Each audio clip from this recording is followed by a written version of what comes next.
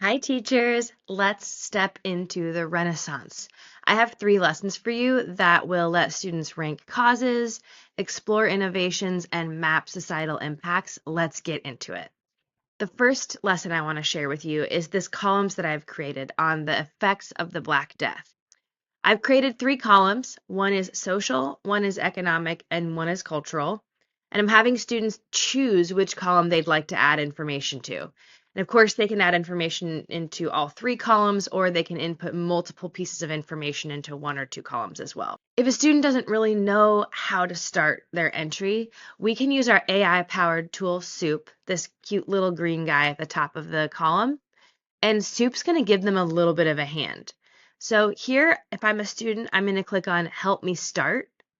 And it's going to give me some interesting ways that I can bring my own voice into the conversation without feeling the pressure of not really knowing what to say. Next, I want to talk with you about this connect that I've created about the printing press impact. So I'm having my students talk about the innovations of the Renaissance era. And here we're pausing on the printing press because its impact is so far reaching and so relevant, obviously, today. What I've asked my students to do is find something really interesting, relevant, or long-lasting to bring to the table for this lesson. So I've sent them to do their own research, and this is what they have come back with. Now I can click on any one of these entries and see more of what the student had to say about it. Here, Olivia is talking about how the printing press impacted the scientific revolution. Sports is curious to me. How did the printing press impact sports? Here is more on that. And of course, this is actually the student view. So this is what students are able to do, which is why Connect allows students to build a foundation of understanding. It's possible that as a student, I don't really know what to say here, or maybe I'm feeling pressure to have something different to bring to the table than what other students have already added. I can go down here to the cute little guy at the bottom. That's Soup, our AI generator again. And when I click on him, I can click on Did You Know?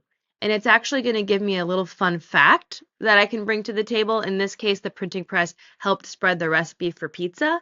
And that would be something different than students have already added and something that is probably pretty clickable for the rest of my class. The last lesson I want to share with you is this spectrum that I've built about the causes of the Renaissance.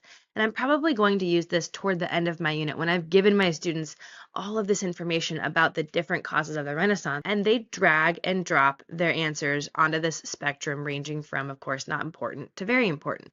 When you click on a student's answer, they've added why they've given it that ranking, and I can see that a lot of students are kind of ranking these in a similar way, but we do have some outliers and some students that aren't thinking in the same way. So I might click on some of those just to share those out with the class. I hope that you have ideas in your mind of how you can use superstructures to enhance your next few lessons, and we can't wait to see what you do with them. Happy teaching!